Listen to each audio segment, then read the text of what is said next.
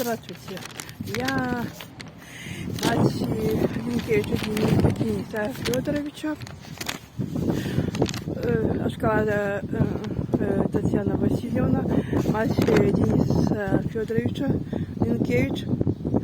Мой сын белорус, он летел гражданским самолетом из аэропорта Шереметьево.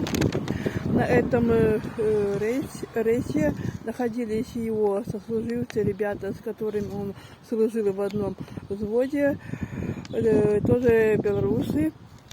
Прямо с самолета перед вылетом моего сына сняли с рейса. Сотрудники объяснили ему, что его документы поданы в СОС. После этого он перестал выходить на связь. На данный момент я не знаю, где находится мой ребенок. И что с ним? Я обращаюсь ко всем неравнодушным и правозащитникам, и к официальным органам.